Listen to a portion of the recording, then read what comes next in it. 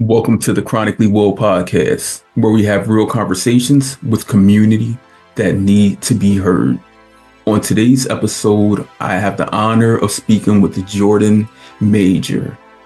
Jordan, I feel as though like I know you. And every time I'm like, where do I know her from? But it's social media, but it seems as though like you've been a friend of mine for some years. And literally, it probably has been like that. Hopefully, you feel warm speaking with me, and that I've kept my doors open for our community. So at any given time, any given chance, you need to knock and ask for a cup of sugar. I mean, I got you. Even if that means it's just a sucralose without the add. All right, I got you. Jordan, could you please give our audience a summary of who you are? Sure. Just to note, I feel the exact same way. I am grateful to be here, and I am equally grateful for the contributions that you have given to this community. I really, really appreciate all the work that you're doing. And again, I'm honored to be here. So again, my name is Jordan Major. Who am I? That's a big question. So I'll start with my roles. I'm a mom, I'm a wife, I am currently a student, I'm a daughter, I'm a sister. I am also by training an occupational therapist, which has kind of driven where I currently am as a student. And I'm sure we'll get into that a little bit later. I have had type 1 diabetes for 31 years. It'll be 32 on October 15th of this year, which still in some ways shocks me, but also just is what it is, you know? Yeah, I don't really remember life without it. So it'll be 32 years this year. I am 38 years old, and I love people. I enjoy meeting new people. I enjoy connecting and talking, and I will literally like randomly see somebody out in public and be like, oh my gosh, your energy is so great. Can I give you a hug? They don't always hug, but I'm very much a hugger. And yeah, so that's me in a short, brief, quick nutshell. Of who you are. Yeah. Thank you for that formal introduction of who you are. First thing, I was like, when you said 31, going on 32 years living with type 1 diabetes, and I'm looking like, oh, she was diagnosed as a baby, babe. Like, but then you said at 7 years, you said 7 years old, 7 years young, 7 years young, you were diagnosed. 31 plus years ago. Like, wow. Yeah. Yeah, that takes us back in time. Like, you were a 90s baby. Yeah, I was equally a 90s baby. Yeah. And still am today, I was gonna say, it doesn't go away. That's our era. They can't take it from us, Never. But again, I'm honored to speak with you, your mother, your wife, student. You mentioned a lot about family, and a lot like family for me is everything. I love hard. I tell people that all the time. But at the same time, I'm also an emotional thug. Meaning, like I'm tough, I'm strong, but at the same time, like I cry. Like I don't mind sharing and showing my emotions. And I could feel that energy from you when you were talking about how you're a people person. Yeah, absolutely. And are you a Pisces? I am not. You're not? Okay. You won't guess it. I did. Well, as a Pisces, I've been told I don't follow astrology and all that too much, but I do know that like as a Pisces, we're like you said, emotional gangsters, and we're not afraid to let folks know how we feel. But we're also very good at going into hiding. So when we don't want to address or acknowledge something, we're pretty good at not. But all that said, like yes, yeah, family is huge for me, and yeah, like I enjoy calling friends family, right? I'm just really big on community and making sure that the energy that is in the space physically or not that I'm in feels that they feel supported, and everybody feels good about being um, part of that connection. So yeah. You're you have a full circle, and it has to be balanced out. I mean, everyone's not always going to be like, yeah, yeah, yeah. Of Some people course. gotta be like, I need some help. So you can help Exactly. bring them up and level Yeah. out this surface. Some Yes. people just extend hands like Yeah. yourself.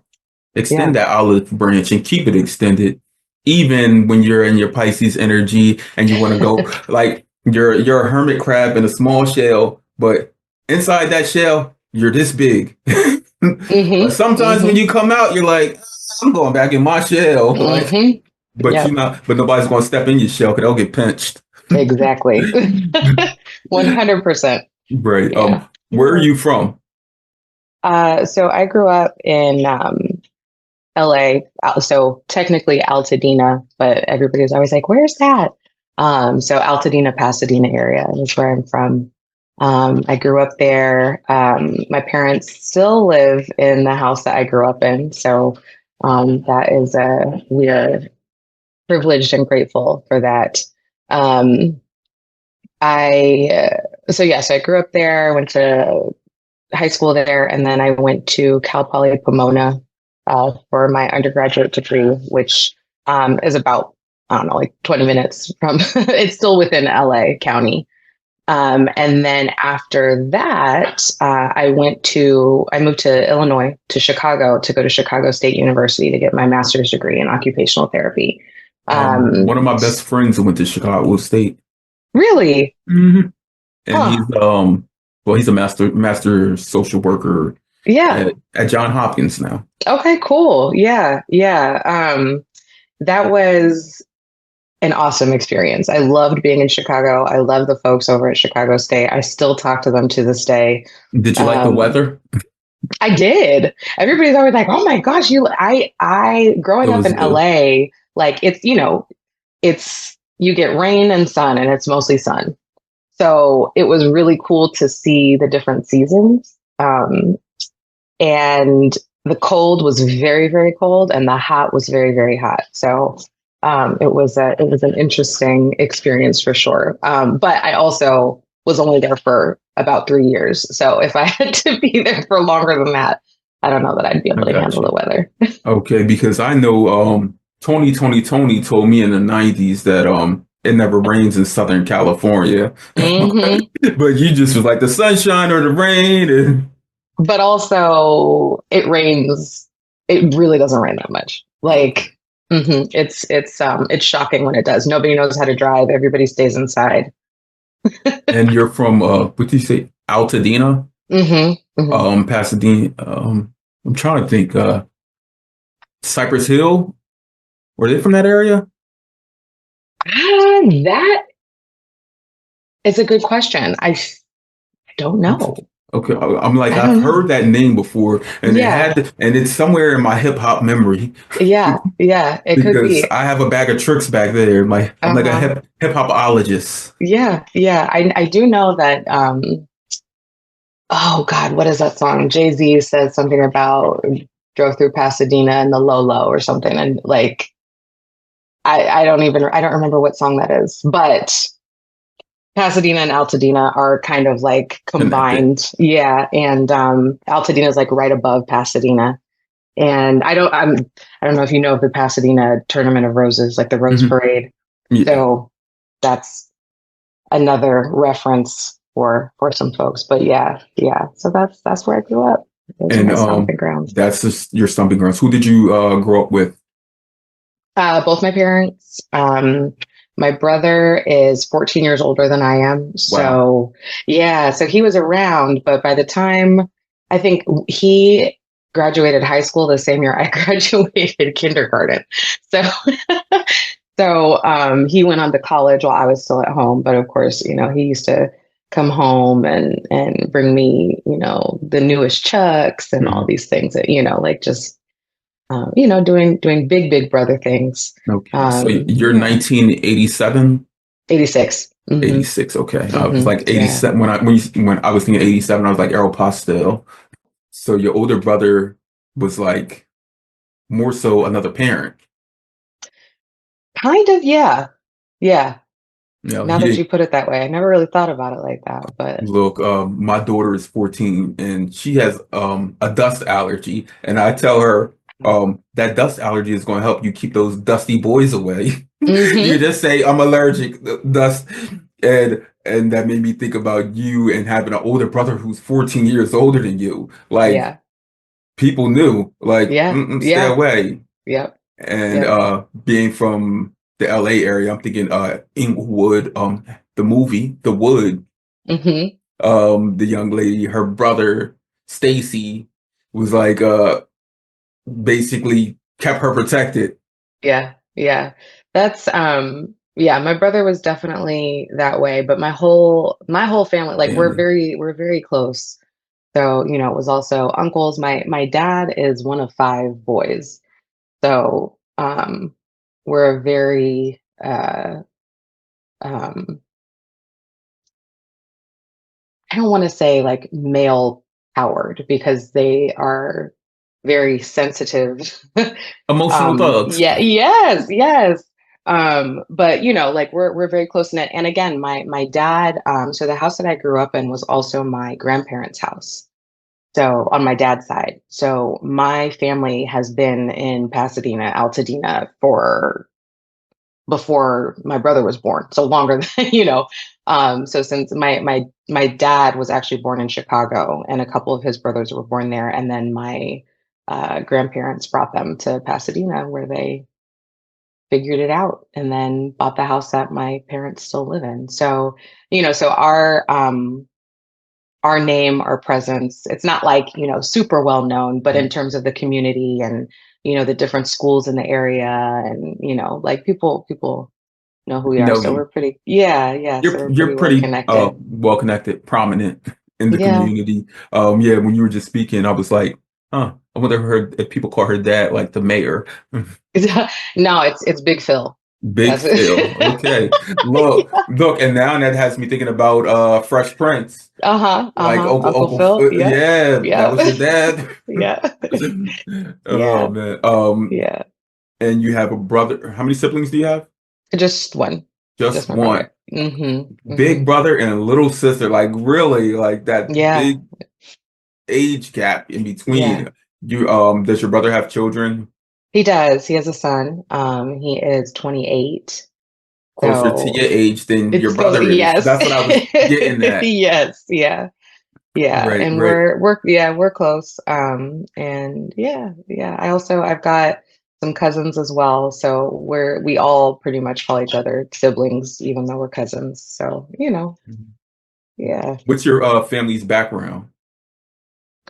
Um, you mean in terms Like of heritage, culture? yeah. So my dad, like I said, was born in Chicago, but then his people were from Tennessee, Tennessee. So my dad's side of the family is Black. Again, that's we've done like the ancestry or 23andMe, one of those things, Hmm. just to kind of get Same. a feel for, yeah, like who, where, what, when. And it doesn't go that far, so we don't know much. But what we do know is pretty cool and seems to align with a lot of the family stories that they have. So that's a cool thing to have. And actually, one of my youngest son, we based on our ancestry results, his middle name is my grandpa's name. Gotcha. So yeah, so I was like, my husband and I saw the name, and we were like, oh yeah, that's dope. Like we should use that. So Mhm. yeah, so that's my dad's side. And then my mom's side, she is from Kentucky, born and raised in Kentucky. And she is one of nine siblings. So big families. There's four girls, five boys on her side. And my mom's family is white. And my grandma is actually turning 100 this year in April. Biggest congrats to So grandma. yeah, Let's I'm like, celebrate her. girl, yes, we are having a big party for her. But yeah, like, I'm like, what was your secret? She's like, have nine kids. I'm like, absolutely not. Mm, I'm not doing I'm not doing look, that. not today. Yeah, because Not today, not I ever. think my dad's one of 11 and my mom is one of nine. So yeah, like my parents have like 19 grandchildren. I'm trying to think they have seven great grandchildren now. Like Hmm. yeah, and Yeah, yeah, they're not even 70 yet. Like yeah. I know. That's wild. That's wild. But it's also great. That's great. it's great. Yeah, yeah. You Uh, get to continue that legacy. right. Yeah, yeah. Um, so you were diagnosed at Hmm. 7 years young. Yeah. You were in your young elementary school years, what, second grade?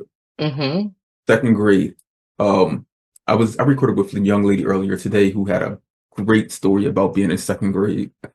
Um, so transitioning into second grade, as a young person, 7 years young, and being given that diagnosis, it had to have changed a lot of the things that were going on inside of the classroom, inside of the school, like friendships, teachers, accommodations, um, how people just treated you as maybe even just like as a fragile youth.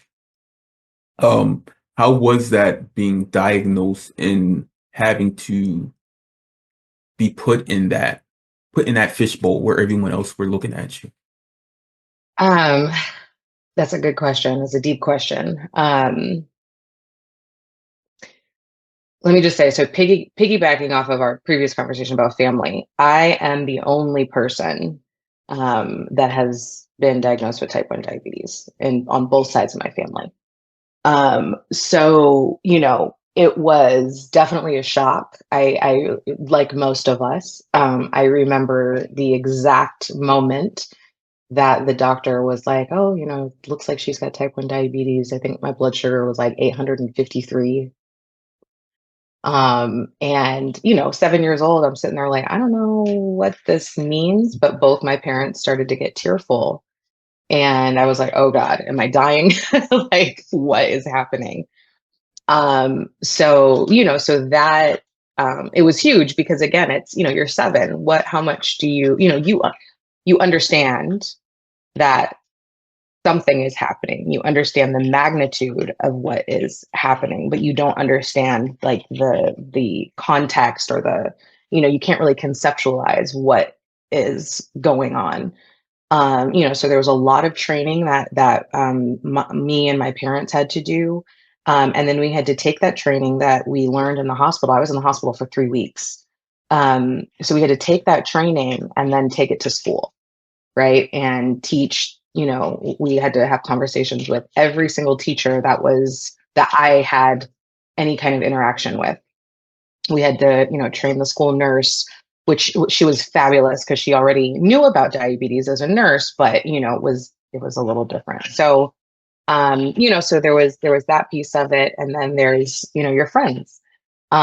So my first day back to school, my mom and I had prepared the whole weekend getting a presentation together.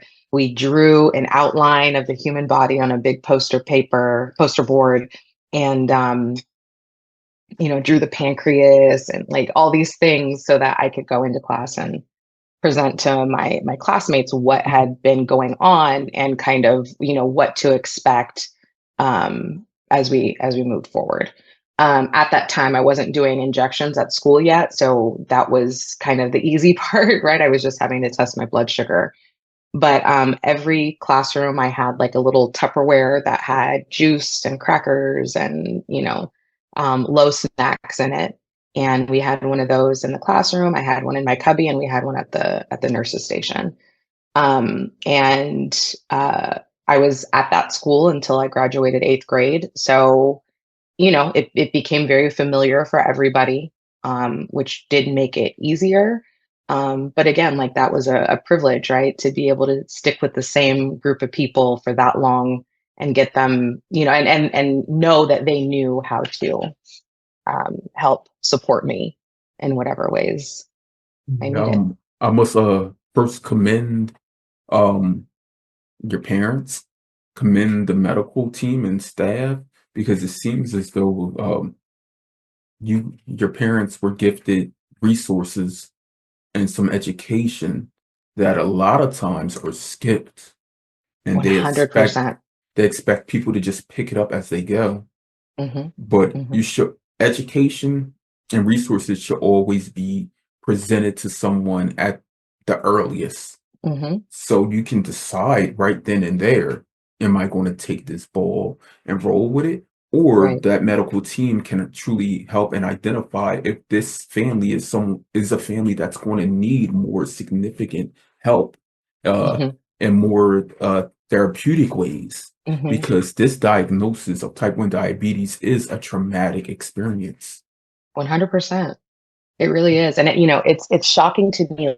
Like I've had conversations with families and even older folks. I shouldn't say older folks, people that are around our age and even younger that have been diagnosed later. And it's like they go to the hospital in DKA, they're diagnosed, and it's like, okay, well, we're gonna send you home with a prescription. Go ahead and pick it up, and this is here's your sliding scale, and they might be in the hospital for like a day or two, and that's it. Some of them, it's the same day. Go home, and here it is. Here's a pamphlet.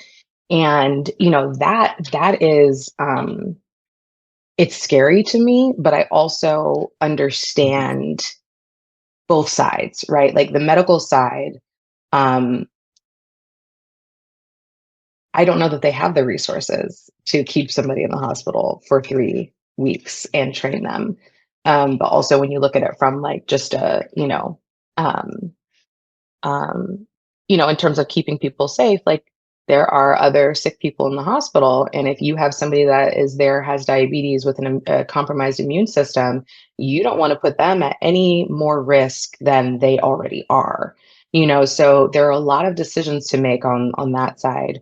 But on the other side, I do feel like it kind of minimizes um, the responsibility and just the life changing impact of diabetes when you say, okay, you'll be able to survive. It's fine. Just take your insulin and you'll be fine. Like it's so much more than that.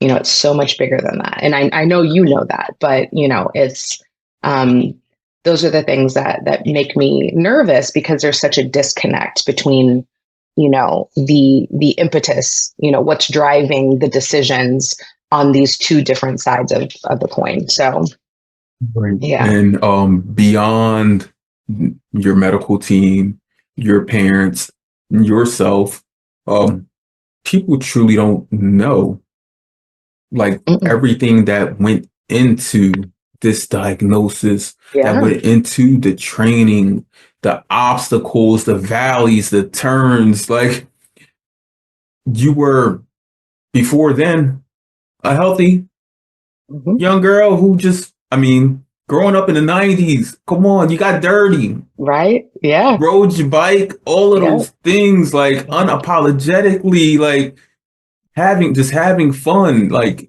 kicking little boys in their knees and shins and running and Right. not wait, like listening for the ice cream truck, going up, running up to it, grabbing an ice cream cone, not thinking about anything.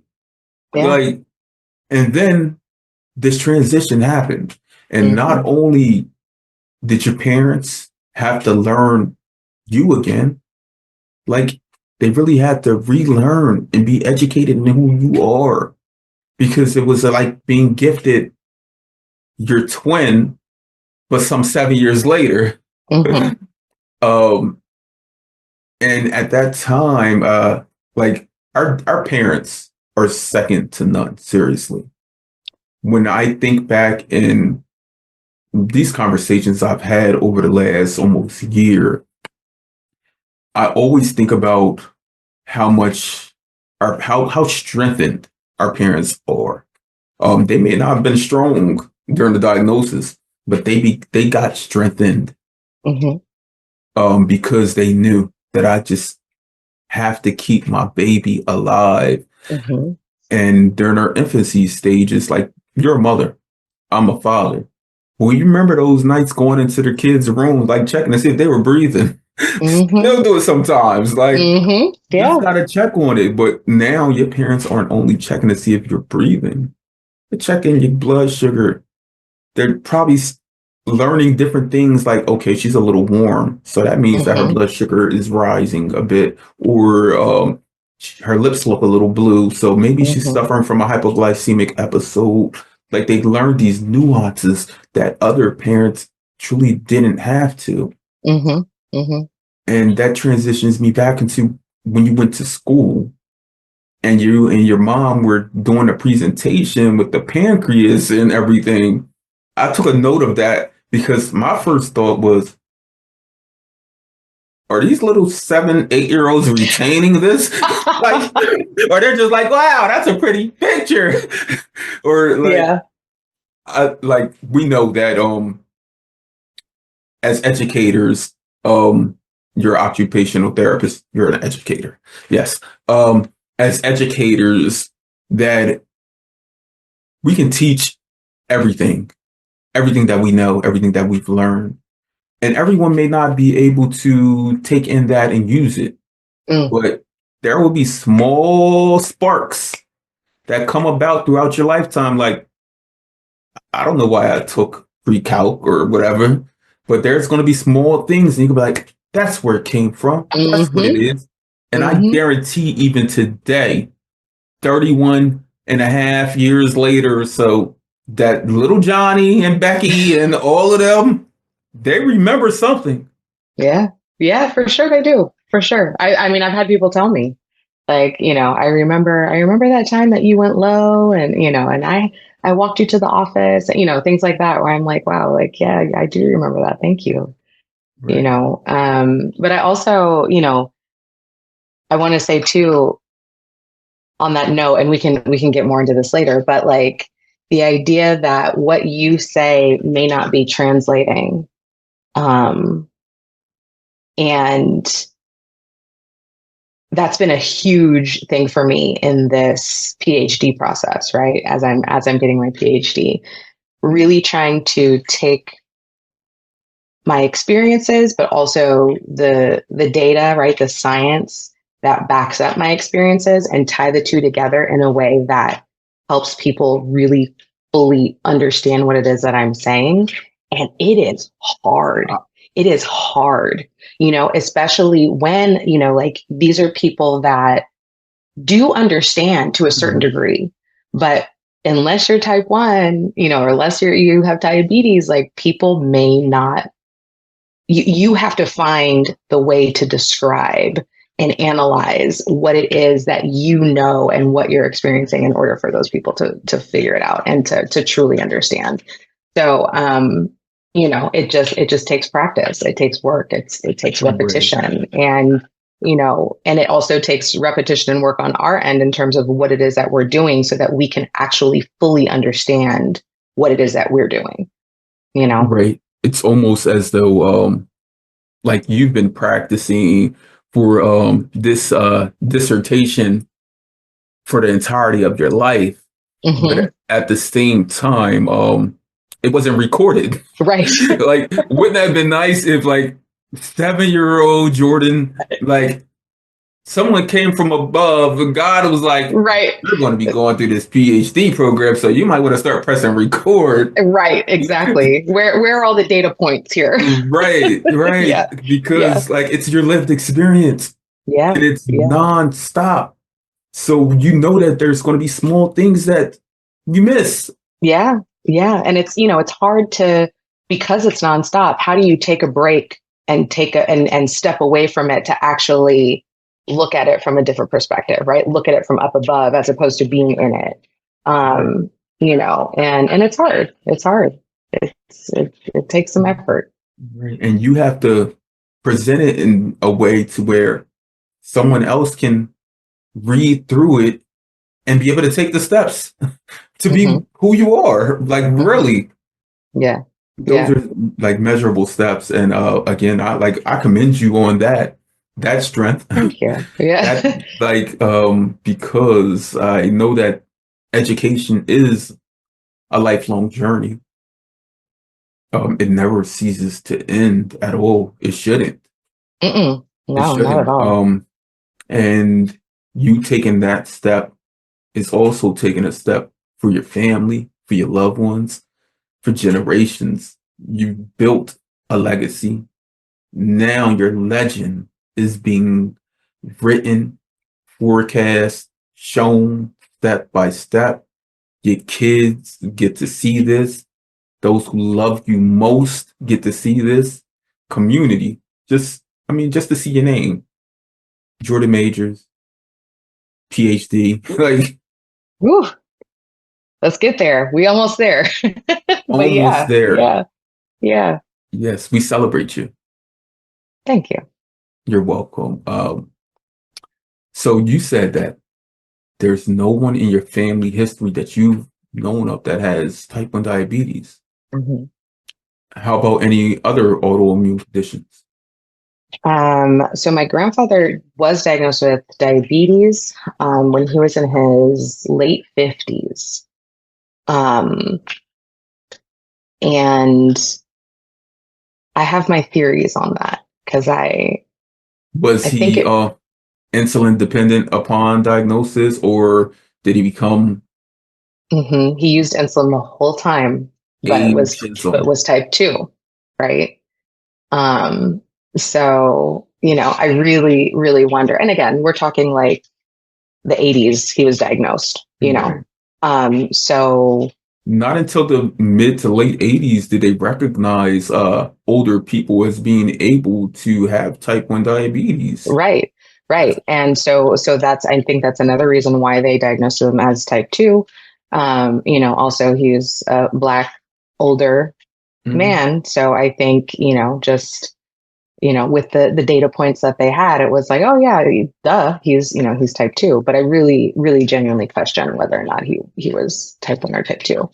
But yeah, he did insulin uh, the rest of his life. He ended up um, getting glaucoma and I believe retinopathy as well. So he ended up being blind by the time he was in his 70s, late 70s, early 80s. But he lived to be 91.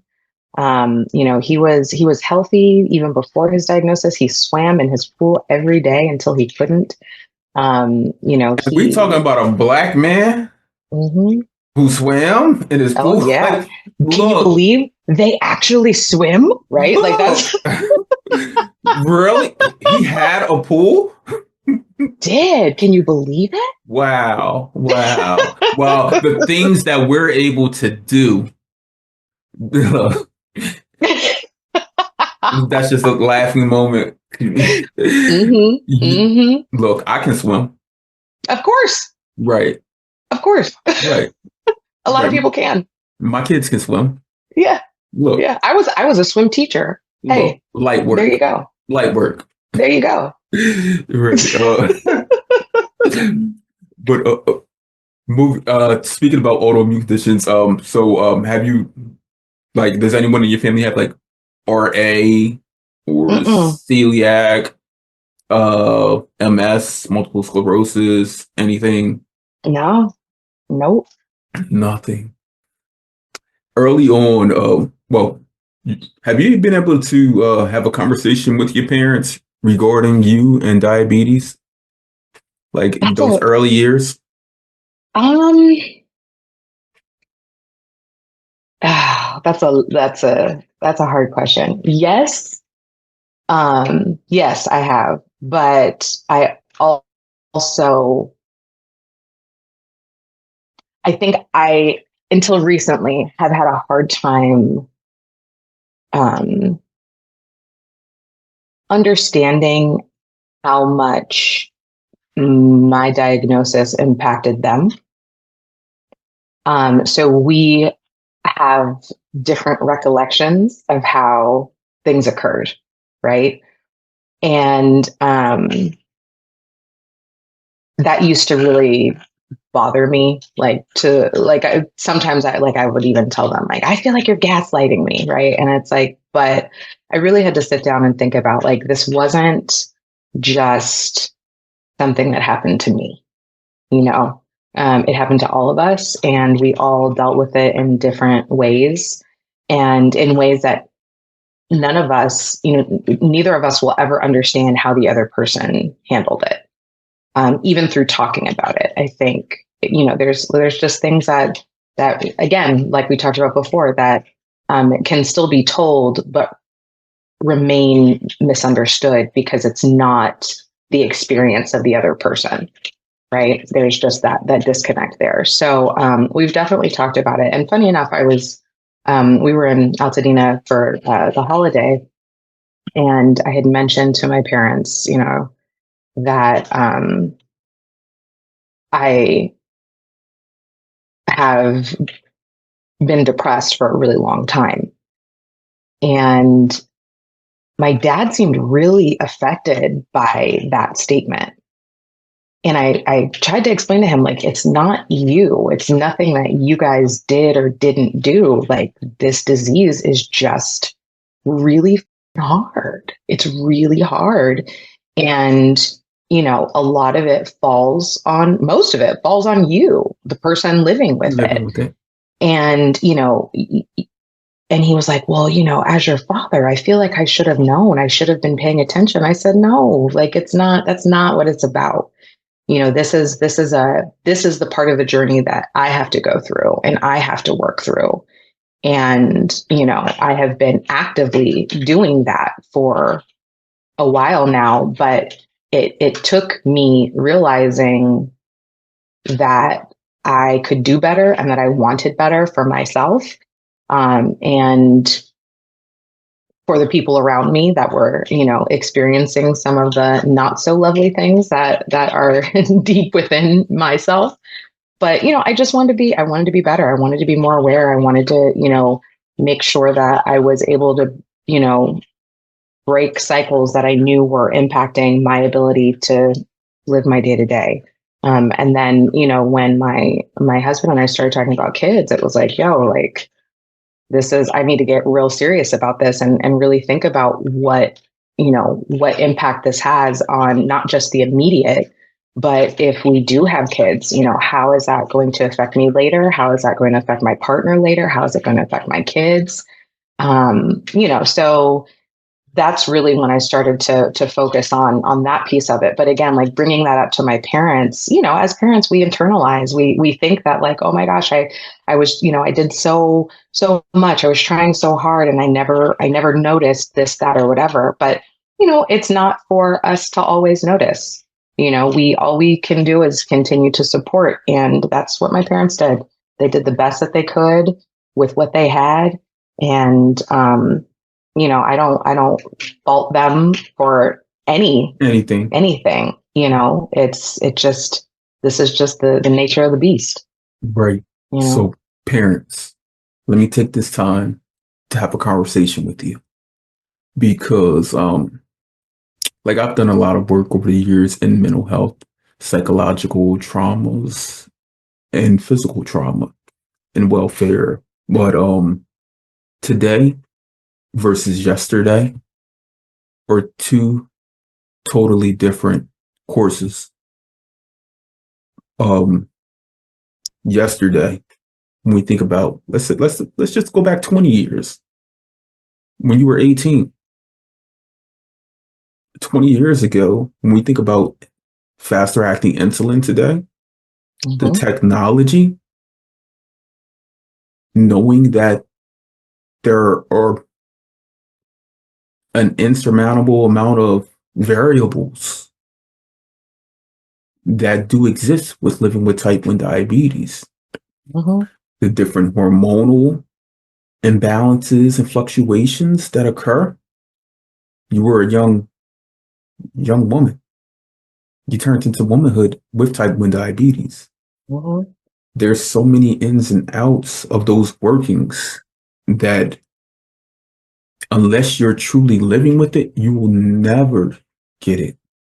You may see parents from the outside looking in, like, my baby looks okay, she's fine and dandy, but you don't know how a high glucose level over extended period of time can affect you mentally.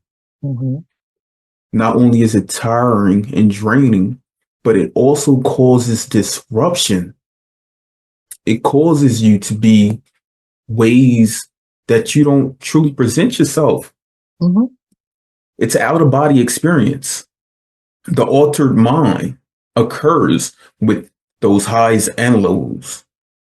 And parents, I just want all parents that get a chance to tune into this, family members, loved ones, to know that I gotta laugh on this because purposely, as teens, we don't do things to hurt y'all. Of course not. Of course not. Nah, we don't. We love y'all, but we're We're just trying to growing. figure it out. Yeah. Yeah, we're Yeah. growing. We're Yeah. growing Yeah. into our adulthood. We Mm-hmm. truly are. And you, as parents, you know that because you were teens. But just think this: if you were a teen and you had to carry this load of 1,000,001 other variables, 180 plus more decisions on each day. That's a lot. When you're just It's a trying to pass, lot. you're just trying to pass geometry. Mm-hmm. You trying to figure out why this boy dodging you, Jordan. Mm-hmm. like, Yeah. Yeah. like Yeah. It's a all of those lot. types of things. Trying to play sports and just be a normal everyday teen, hang out. But diabetes and the variables are something that aren't presented to people until you grow with them and you Mm-hmm. learn from them. And today, like you acknowledge, you have acknowledged that you understand that. You understand that. That's why you're able to have the conversations. Yeah. Yeah. And they're so important. They're so important. And actually, so for my dissertation, that's what I'm focusing on, right? I'm looking at diabetes distress during pregnancy, and just I guess as a definition, diabetes distress is defined as the burden of diabetes on daily life, right? And essentially how it's compounded and manifests and results in higher blood sugar levels and anxiety, depression, a lot of these things, but they're separate from mental health diagnoses, right? So it's specific to people that are living with diabetes. And um, this concept of diabetes distress has been studied, but it has not been studied in pregnant people. And when you look at pregnancy, and parenthood too, but that's my next study, right? But in terms of pregnancy specifically, it's 9 months, right? We're talking about 9 months, 9 short months, even though it feels like longer, of managing yourself while also thinking about what is this doing to my child, even if I'm in good management, right? Even if I have good management, what do these, occasional low blood sugars do to my baby? What do these occasional high blood sugars do to my baby? What does, exercise do? All of these things, right? And we also know that like those changes, these like hormonal changes increase based on trimester. So we know very little about what stressors outside of what has already been identified in just living with type 1 diabetes, what additional stressors of pregnancy with type 1 diabetes have an impact on diabetes distress, or does it? So that's one of the things that I'm focusing on for my dissertation, but I'm really, really interested again in like, just the overall management of diabetes and how we can really help those who are living with it. Um, a lot of research is done on finding a cure.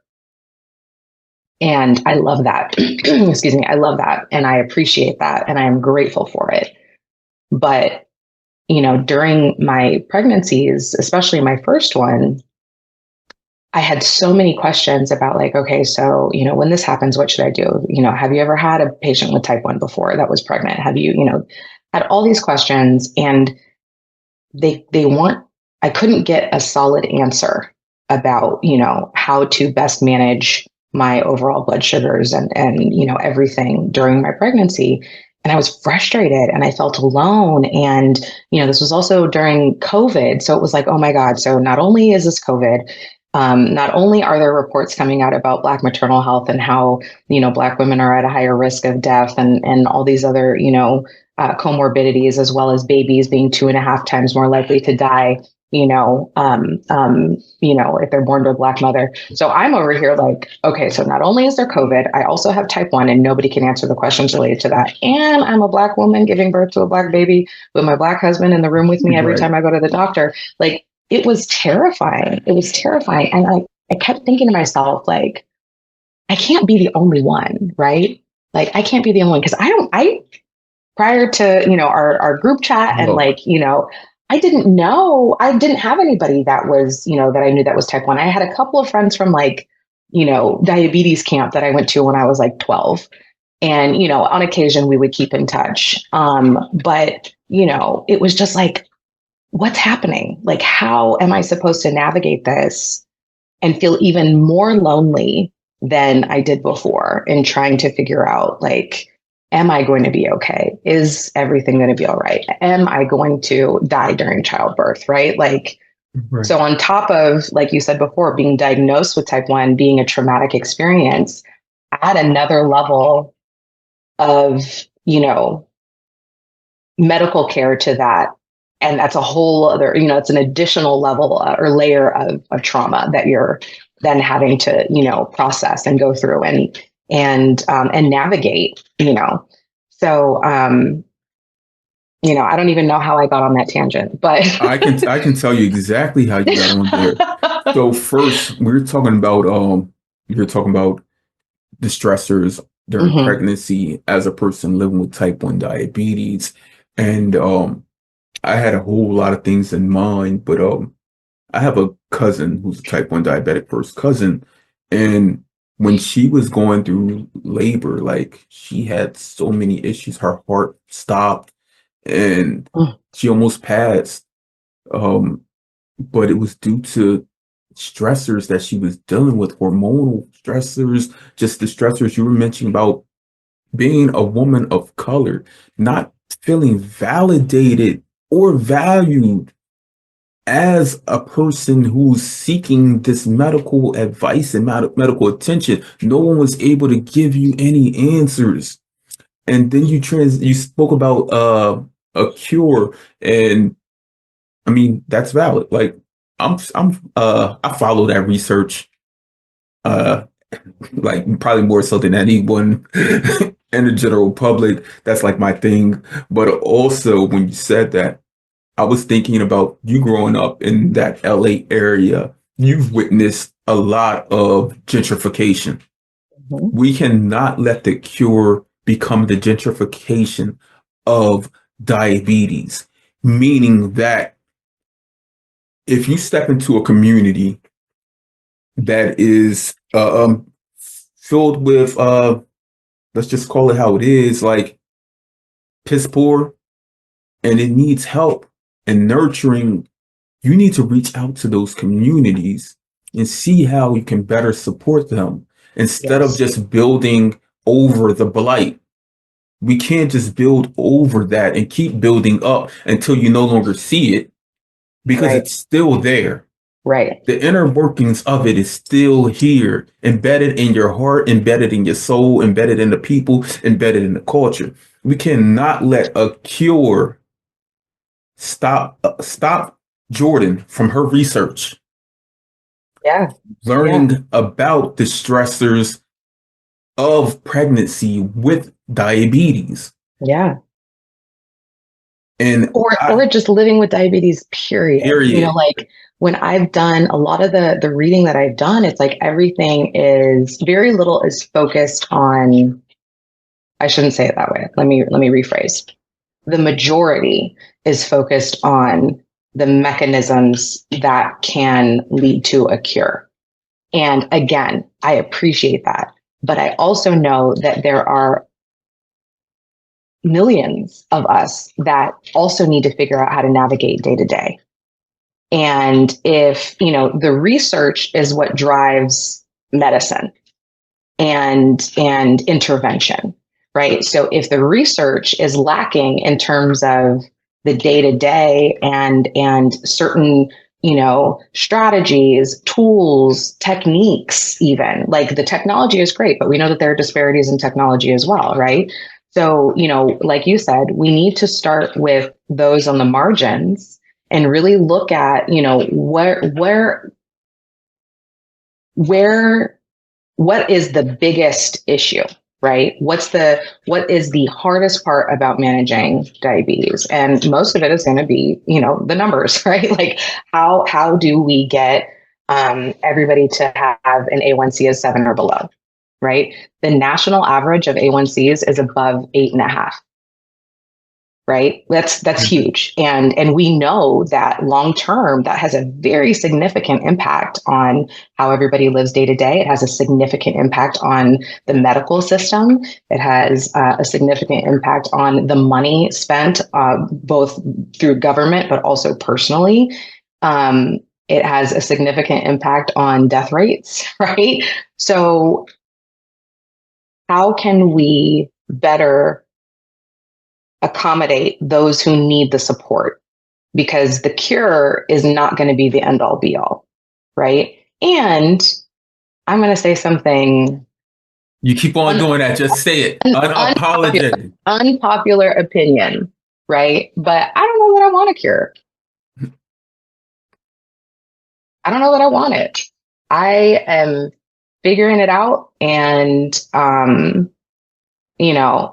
maybe I need to talk to my therapist about it, but like right now, I'm okay. But I'm in a position, I am privileged enough to say that I'm okay and I don't need a cure. But I also know that a lot of things that have suggested a cure up to this point come with additional medications, additional management of other things. And I'm like, I just wouldn't want to deal with that. Now, that's just me. That is just me. But until we find a cure, we also need to figure out how to live. Right. How to be our best. Yeah. Look, and I wrote down here, I wrote preach. Preach. Because we know with us being, we're people of color. You know how many times I've gotten organizations reach out to me and they're asking, how can we get more people of color involved in these things and whatnot? And my true heart tells me, first, open up an Instagram page, type in type 1 diabetes. What the do you see? Mm-hmm. Mm-hmm. Change the algorithm. Mm-hmm. You want to reach people? Meet them where they are. Mm-hmm. Show them. Yeah. Give them a voice. Right. Give people a voice. Yeah. Yeah. Yeah. If you got a steady feed of, call it like it is, white people living with type 1 diabetes, when we know globally, there's a greater percentage of people of color. India has the highest population of people with type 1 diabetes in the world. Yeah. It is what it is. Meet us where we are. Instead of asking, how can I get more people of color involved? Show us. It's easy to create an ad. With AI today, Just make it. Yeah. Show people what they want to see so they can believe. Like I see Jordan and I see Will in this ad and I hear how they're talking, how they're passionate about certain things, and just off of face value, people seeing us, they're like, yeah, I can be that. Yeah. Absolutely. Absolutely. It's hard. It's hard. I've seen a lot too about like pregnancy and type 1 lately, which I love. I think it's great.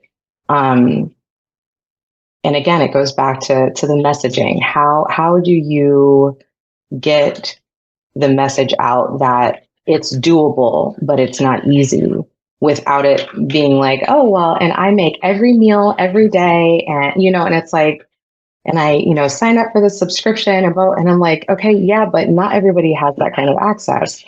So, but also not everybody has access to Instagram. Not everybody has access to, social media. So, I'm in that space where I'm really trying to figure out like how do we do that? And a lot of it is going to be you know, looking at, doctors' offices, hospitals, community centers, and really trying to connect with folks there and let them know like you're not alone.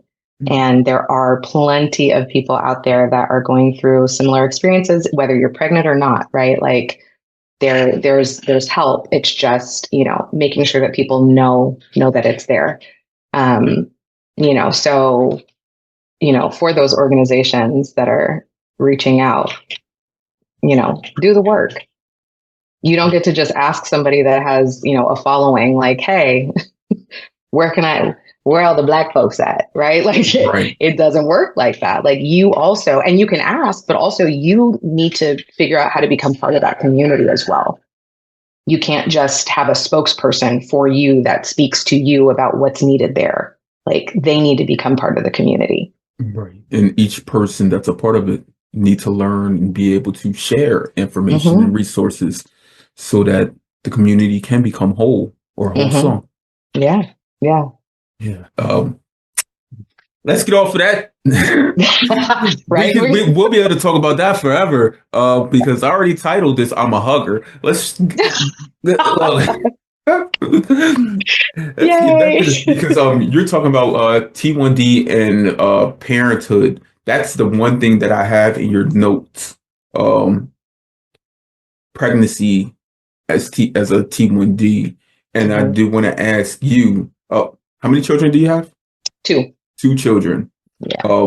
As birthing, going through all of that, you already spoke about like the decision with your spouse, your partner on conceiving and having a child.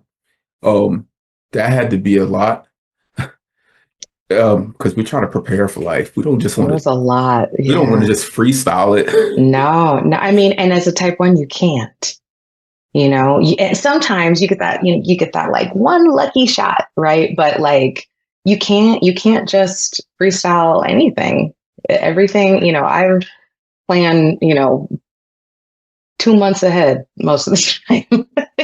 Even though knowing that like, okay, it's not going to go exactly as planned, but like, that's just how I try to navigate stuff for better or worse. But yeah, it's, we tried to freestyle and that resulted in a few miscarriages. And it got to the point where it was like, okay, so what part of this is just normal? Because everybody's telling me, oh, it's totally normal to have miscarriages and it's the technology. We have, such advanced technology that now sooner than anybody, in the past, blah, blah, blah, blah. But then how much of it was also my diabetes, right? And so we went through I went to a fertility specialist just to talk to them. And they were like, well, your A1C is too high. I'm like, it's 7.3. They're like, it's still too high. And I'm like, oh God, okay. So it was a lot of planning there. And then again, like during my first full pregnancy, it was again during COVID. So that was an additional stressor. And, we were, LA was shut down. So we were both working from home and not getting as much exercise. And I ended up with preeclampsia. Mhm. And, so my first son was born at 34 weeks, but was a champ. And we had a 1 week NICU stay, which was another traumatizing layer of pregnancy and birthing with type 1. Um, Based on a lot of research that I've done, that's typical, right? A lot of birthing people with type 1 diabetes, their babies end up in the NICU for a number of reasons. Oftentimes, it's because the baby has low blood sugar. Other reasons may be because they've got like respiratory distress or something like that. Um, so that was interesting. First one was very stressful. Second pregnancy, still stressful, but not as stressful as the first. Um, and ended up with a really big baby. And of course, everybody was like, well, it's because you're diabetes, you're diabetic. Blah, blah, blah. And I'm like, okay, but I was also a really big baby. So could it also just be genetics? I don't know.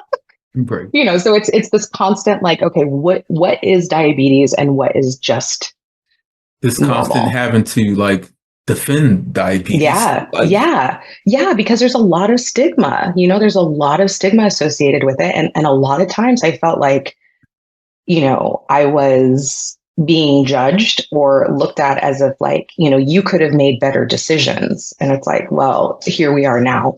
So what are we going to do about it? right. You know?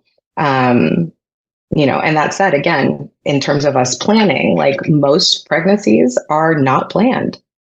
Um, so like you said, you got to meet people where they are. If you have somebody who's got an A1C of, 9 and they're in their 6th week of pregnancy, the goal is to get that A1C down and to maintain a viable pregnancy. That's just how it works. And that, that's just the name of the game. But also that requires a lot of support. It requires a lot of understanding. It requires a team of people to be able to do that. And, as an occupational therapist, I focus on, helping people engage in meaningful activities in their day-to-day life, making sure that they can, excuse me, schedule things as needed, making sure that they're able to participate fully in the things that they need to do and want to do. And during my pregnancies, but specifically my first one, that's where I was like, yo, like OT needs to be part of this whole process, this pregnancy and type 1 diabetes process, because, it's about scheduling, it's about management, it's about having somebody to check in with you and holding each other accountable, not just me as the therapist holding you accountable as the patient, but making sure that we're on the same page and I'm understanding what you need and can help you identify the resources that are needed to get what to make sure that your pregnancy is successful and that your management is where you need it and want it to be. So that really was kind of what started my whole journey to finding a PhD program. It was something that I wanted to do since I was a kid. And, it got to the point where I was like, oh, I'm not going to go back to school. It's too much work. I'm getting too old. And after this, it was like, yo, like I did, my own little, quick research and was like, I can't find anything about interventions, lifestyle interventions related to pregnancy and type 1. And no wonder nobody can answer my questions. They're like, oh, well, we can get you with a diabetes educator. And I'm like, that's fine. That's great. I appreciate them. But I have not had very good success with diabetes educators to this point. Not that it's me, not them, but like it wasn't very helpful. Right. It takes a bit more. It does. And so that's where I was like, okay, how can I get OT recognized in this space and also really, really try to help improve overall outcomes for birthing people with type 1 and their babies. Because it's needed, and it's a huge, huge role on top of all the other things that you got going on in that head. And, it's a lot. It's a lot to manage. Right? It's all about lessening the burden Exactly. for the person that is going through the pregnancy, that is living with type 1 diabetes. There's so many different, again, obstacles that are placed in front of you that you have to navigate and pull through. Why can't your birthing be be simplified? Hmm. Why can't they Hmm. gift you this? Everyone loves a brand new baby. Of course. Of Don't they? Like, course. don't Of they? course. They should equally want mother to be at her best because that's the only way the baby is going to be. Exactly. Right? Exactly. Even Yeah. from those initial moments of birth, if the baby is displaced from the mother, like that's a whole nother It's so it, traumatizing. It's so traumatizing. Both my babies were in the NICU for a week. And it was so hard. It was so hard.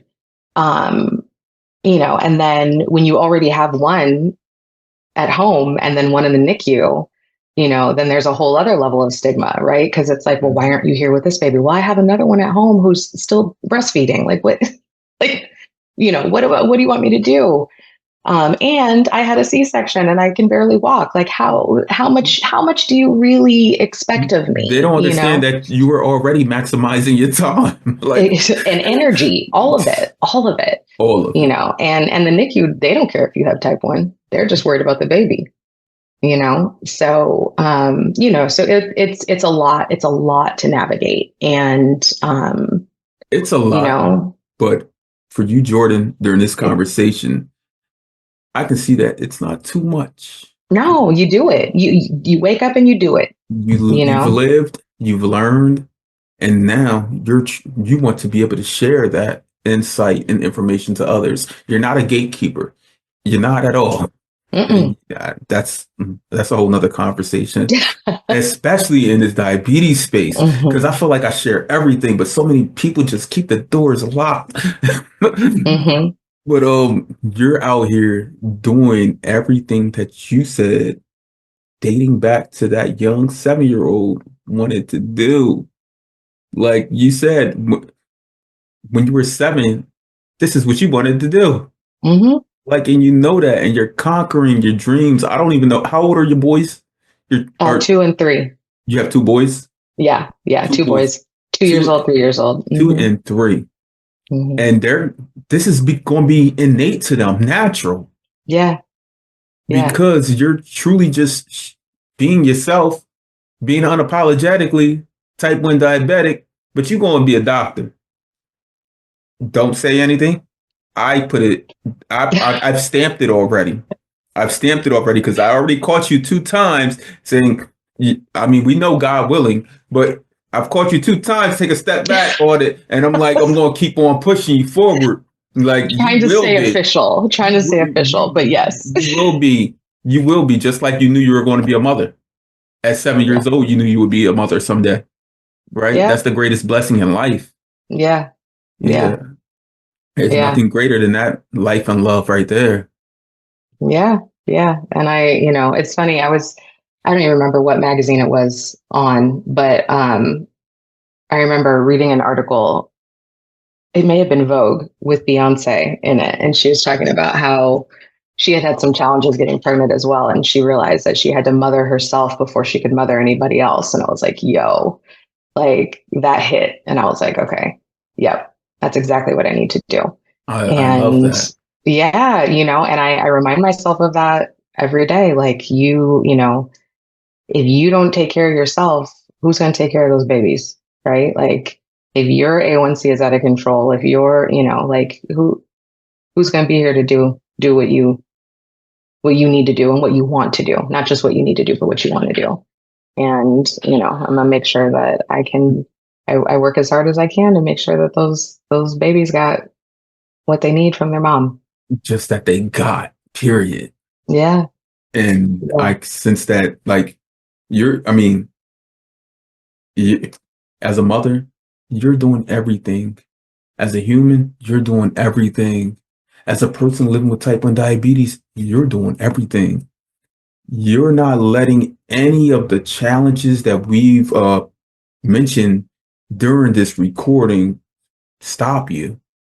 You're breaking through those walls, breaking through those barriers, and this conversation with you that has been years in the making has been everything. It has been, Jordan, truly. But as we wind down, you mentioned something about half an hour ago about a cure and all, but I'm going to tell you this, Jordan. Someday there will be a functional cure. Um, a full cure. I don't know about that one because we're talking about cells, islet beta cells Mm-hmm. that no longer function. The regeneration of cells, that would be almost like that'd be like a first of its kind for an organ that needs these cells to function. And there's so many other things that's within this organ, the pancreas, that these cells help function, like different hormonal things such as amylin, the craving for food and stuff, Mm-hmm. um, producing glucagon, different things like. But someday, I speak this into existence. There will be a functional cure. There will be. And I'm going to hit you up, contact you, and let you know. And I'm going to let everybody in the community know because hopefully they let me know first. Well, you're the one that's doing the research, so Look, it's look, and when that cure is here and it's readily available to everyone, and there's not a need for all of the added things such as anti-rejection meds, it will be here. And we will be able to just be more unapologetically ourselves without having to worry about are we going to have access to the medical yeah. supplies and technology. On that day, Jordan, you find out you've been fully cured and the community of people that you love best don't have to worry about diabetes anymore. On that day, what do you do? Mm.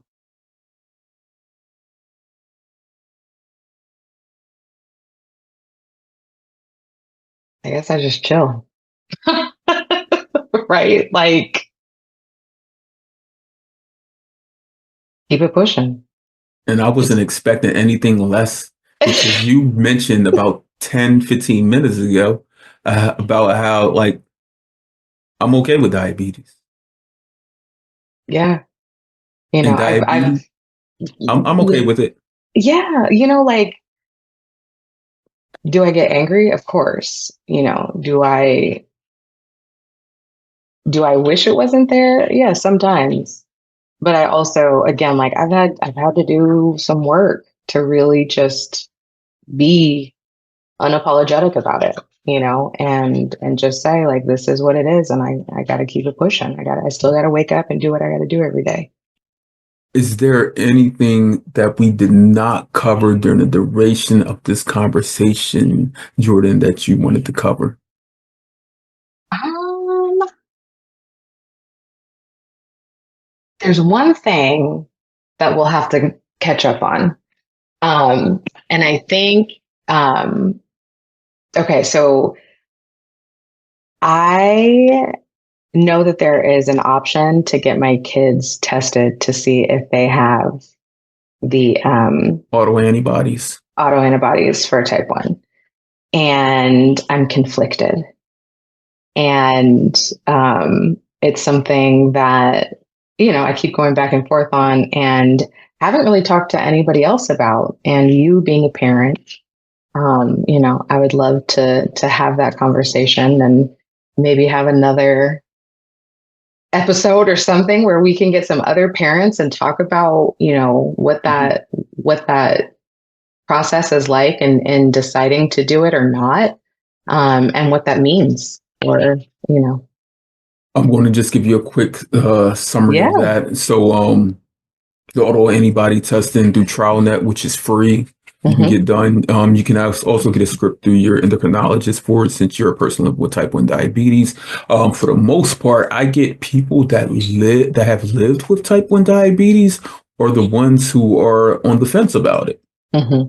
Parents who have multiple children, one has type 1 diabetes, uh, they'll get it done just like that because they remember the onset. They Mm-hmm. remember the onset of like when you were 7. Mm-hmm. So like when you go back and ask your parents if there was another sibling who was similar in age to you or whatever, they've probably been like, got to get that done because we know the risk of DKA on onset. Um, that's the primary reason why I would. I've had my children screened. Okay. None of them have the auto antibodies that would lead to type 1 diabetes. So that, I mean, it's a plus, but I also understand from the mental health, psychological aspect of it. If you do find out that your child has an auto antibody that will lead to it, that waiting, that Mm-hmm. looking and seeing like, it could be gut wrenching. Mm-hmm. But I must ask this, would it be more gut wrenching to know and be able to prevent the onset of DKA, or even being able to extend their lives before diagnosis through, which is readily available now and accessible T-Shield? Yeah. Um, would you prefer that over? I mean, no one wants that DKA. No, no. But also the treatment to delay onset is pretty hefty. Mm, And then financially, like it's big too, and it may not be covered by insurance. So that's the other part, right? Where it's like, yeah. so there's a lot of factors that play into it. And so I just it's Let's in have the that back of my conversation. mind. Yeah, yeah, I yeah. actually, on the Juicebox podcast, there was a mother on there this last week, and she mentioned that although one of her children does have type 1 diabetes, she did get the other one screened, but she's like, I'm not going to put him through the process of like teplizumab, T-Shield. She Hmm. said, we understand type 1 diabetes today. We can't prevent it. It's going to happen. Why would you hold back on the inevitable? Like it's going to happen. And Yeah, she said, I think it's better if my child was to get it young and grow with it, where I'm also educating their sibling and being able to help them also. She's like, I'd rather them experience it at a younger age than them going off to college and getting type 1. She's like, yeah, never. yeah, yeah, yeah. Yeah, I don't know. I It's don't so know. many perspectives. Of course. And it's, and it's all, there's no one size fits all, Not at all. So yeah, yeah. But, Not at but all. yeah, It's what's best for you exactly, and your exactly, child exactly. and your Right. part and your partner, your family, everyone, Hmm. the entire Yeah, circle. yeah, yeah. Yeah. On Of that course. note, Jordan Major, may I call you my sister today? Absolutely. My Always. my sister. I greatly appreciate you for gifting me the honor of being on the Chronically Will podcast, where we have real conversations with community that needs to be heard. Jordan, you are someone that truly needs to be heard. Thank you. Thank you, Will. Again, I appreciate the opportunity and I look forward to many more conversations with you.